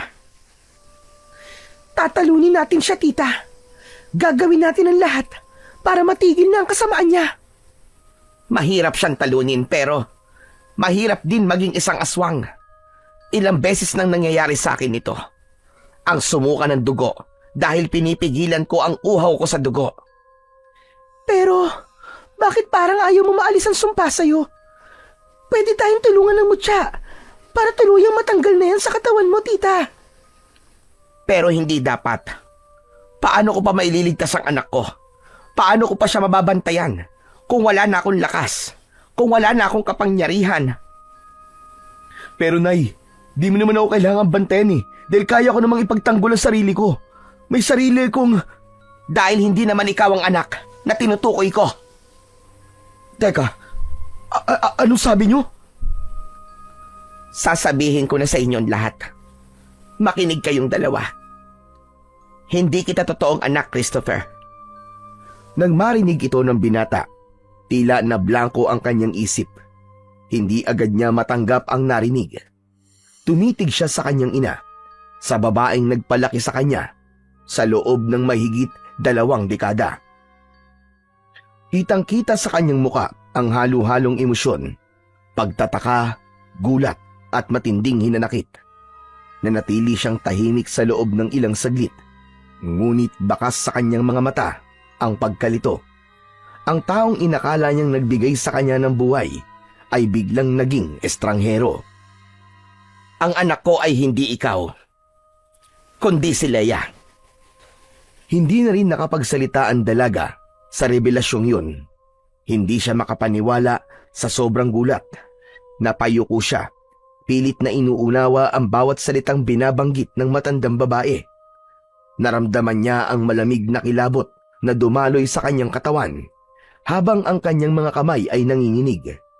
Naisip niya ang mga pagkakataon kung saan palagi niyang nararamdaman na palaging may malasakit sa kanya ang babae. Ang maayos na pakikitungo nito sa kanya palagi. Sa kabila ng kanyang pagkabigla, naramdaman ni Leia ang kakaibang init sa kanyang puso. Parang may bahagi sa kanyang pagkatao na nabuo, ngunit kasabay nito, naroon ang lungkot dahil hindi pa niya alam ang dahilan, at inabando siya nito at ibinigay sa 2 matanda. Kung ikaw ang nanay ko, bakit niyo ako ipinamigay? Paano napunta sa'yo si Chris? Bakit siya ang inalagaan mo at hindi ako? Inalis kita sa buhay ko dahil ayokong maging katulad mo ko. Mula nang matagpuan ko si Chris sa loob ng kuweba, doon nagsimulang magbago ang lahat. Nalaman ko na kakaiba siyang sanggol. Hindi pwedeng 2 aswang ang kasama mo noon, anak. Ayoko mapahamak ka. Ano kanyo? Kakaiba siyang sanggol? Paano naging kakaiba si Chris? Siya ang anak ni Ligaya at Tonyo. Ang lahi niya ay mula sa lahi ng mga aswang. Hindi. Hindi totoo yan. Oo, alam kong aswang din ako. Pero tanggap ko yun dahil inakala kong ikaw ang nanay ko. Dahil ang alam ko, mabubuti tayong aswang. Sandali, ano to? Aswang ka din, Chris? Leia, magpapaliwanag ako. Kaya ba palagi kang absent sa school? Kaya ka palaging hindi pwedeng abutan ng gabi? Dahil aswang ka? Kung ganon, ikaw yung pinakita sa pangitain na aswang. Napapas lang sa akin. Papas lang? Hindi ko gagawin yun, Leia. Bakit naman kita papatayin? Mahal kita, Leia. Kaya lang naman kami umuwi dito ni nanay ay para iligtas ka kung sakali man naguluhin ka at sakta ni Tonyo. Palagi kami nakabantay sa'yo gabi-gabi. Naguguluhan na ako. Hindi ko na alam kung sino pa ang paniniwalaan ko. Sa sinabing yun ni Leia, napayuko si Christopher. Unti-unti itong naglakad palayo. Anak! Sandali lang po. Nalilito pa po ako. Hayaan niyo muna akong mag-isip. Mabilis na tumalikod ang dalaga. Ni hindi na lumingon, maski ilang beses siyang tinawag ng kanyang tunay na ina. Umuwi itong luhaan at hindi maipaliwanag ang nararamdaman. Maghapong nagmukmok ang dalaga sa kanyang bahay. Kinagabihan, maaga siyang nagpahinga at nahiga. Pilit na ipinipikit ang kanyang mga mata para makatulog. Pero nabasag ang katahimikan ng gabi nang marinig niya ang malakas na alulong ng aso. Agad siyang bumangon. Nagtaka siya kung bakit may naririnig siyang ganon, gayong alam niyang wala nang natitirang aso sa kanilang baryo. Ang mutya sa kanyang dibdib ay nagsimulang magliwanag. Isang malinaw na babala ng panganib. Agad niyang kinuha ang kanyang itak. Lumapit siya sa altar ng kanilang bahay at nanalangin ng taimtim. Mutya ng uwak, bigyan mo ko ng lakas at gabay sa laban na ito. Matapos ito ay inobserbahan niya ang paligid. Isang malakas na kalabog ang gumulat sa kanya. May malakas o mabigat na bagay ang bumabangga sa dingding. Nawasak ang parting yon dahil luma na rin at di na masyadong matibay. Nakita niyang may 2 aswang na naglalaban. Pinulot ng isang aswang ang isa at ibinalibag ito sa bakuran. Parang inilalayo ito sa kanya. Mabilis niyang binuksan ang pinto at pinanood niya ang 2. Kilala niya ang isa. Yun ay walang iba kundi si Tonyo. Ang isa naman ay bago sa kanyang paningin. Ngunit may isang bagay sa 2 aswang na nagpatigil sa kanya. Naisip niyang maaaring si Christopher ito. Naging madugo ang laban sa pagitan ng 2 aswang. Si Tonyo na mas malaki at mas malakas ay walang takot na umaatake. Ang isa naman ay mas maliit pero mas mabilis. Pilit nitong iniiwasan ang bawat pag-atake ni Tonyo. Mula sa pinto ay nakita niyang duguan na ang katawan ng mas maliit na aswang. Napaatras siya. Tinimbang kung dapat ba siyang makialam. Ngunit nang mapansin niyang pumapaibabaw na si Tonyo at itinutok nito ang matutulis na kuko sa leeg ng isa pang aswang, napagdesisyonan niya ng kumilos. Hindi na siya nagdalawang isip. Hinawakan niya ang mutya sa kanyang leeg at hinigpitan ang kapit sa itak. Agad siyang sumugod palabas. Tonyo! Wag! Dahil sa sigaw na yon, saglit na natigil ang laban. Napalingon si Tonyo sa kanya. Tumayo si Leia ng buong tapang. Iniangat ang itak na hawak. Sa isang mabilis na kilos, sinugod niya si Tonyo. Nagulat ang halimaw sa bilis ng kilos ni Leia. Ang kanyang itak ay humiwa sa braso ng kalaban. Nag-iwan ng malalim na sugat. Nagsimula itong umungol nang dahil sa labis na sakit. Pero napansin niya ang sugat ng aswang. Parang mabilis din itong naghihilom. Bigla siyang tumigil sa pag-atake. Hindi pwede ito! Hanggang dyan lang ba kaya mo? Sabi ko na hindi mo ko kaya. Sinungaling ang matatandang yon nang sabihin nilang ikaw ang papatay sa akin. Huwag kang masyadong mayabang, Tonyo! Dahil hindi sinungaling ang mga lolo't lola ko! Ako talaga ang papatay sa'yo! Hinawakan niya ang mutya at biglang nagdilim ang paligid. Sa isang iglap, isang itim na anino ng anyong uwak ang lumabas mula sa mutya. Lumipad ito papunta kay Tonyo at sinimulang harangin ang kanyang mga galaw. Habang abala ang aswang sa pagtataboy sa uwak, ginamit ni Leia ang pagkakataon na yon at mabilis itong sumugod. Ginamit niya ang buong lakas niya para saksakin si Tonyo sa dibdib gamit ang matalas na itak. Diretso sa puso nito, pero nasalag nito ang kanyang pag-atake. Biglang lumapit ang isa pang aswang at hinawakan nito ang mga kamay ni Tonyo patalikod. Bitiwan mo ko! Bitiwan mo ko, anak! Tumahimik ka! Kahit kailan, hindi kita magiging ama! Leia! Gawin mo na! At sa pagkakataong yon, buong lakas na itinarak ni Leia ang itak sa tapat mismo ng puso ng aswang. Tumigil ang galaw nito at nang bitiwan ito ng isang aswang, bumagsak ito sa lupa nang wala ng buhay. Lumapit si Leia sa tumulong na aswang na kalaban ni Tonyo. Hinawakan niya ang mutya upang ilawan ang muka nito. Nakita niya ang dugo ang muka ni Christopher. Bumalik na ito sa anyong tao. Nangihina itong napaupo sa lupa, sa tabi ng kanyang ama. Christopher! Tumango ang binata. Hindi na siya nagtanong pa. Agad siyang lumapit sa tabi nito at tinulungan na makatayo. Tapos na ang kasamaan ni Tonyo. Salamat sa'yo. Pero may dapat pa tayong pag-usapan. Bakit di mo kagad sinabi sa akin na ganyan ka? Di mo na nga ako sinasagot tapos sasabihin ko pang aswang ako. Eh di lalong mas hindi mo ako tinanggap. Baliw! Ano ka ba? At sino naman ang nagsabi sa'yo na hindi kita sasagutin? Ha?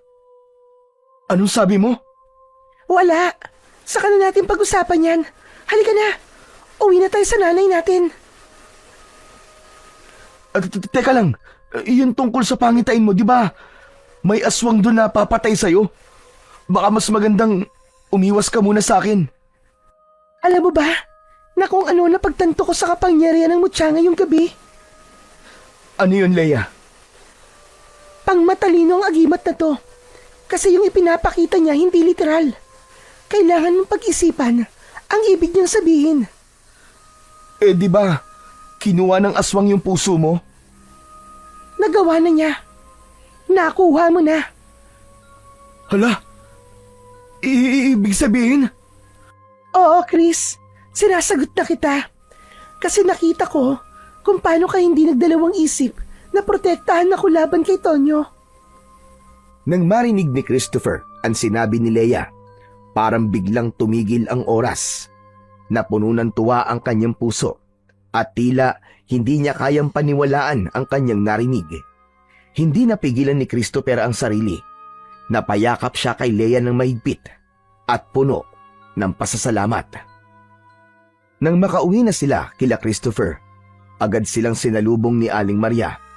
Alalang-alala ito nang makita niyang duguan ang lalaki. Agad niya silang pinapasok at ginamot ang sugat nito.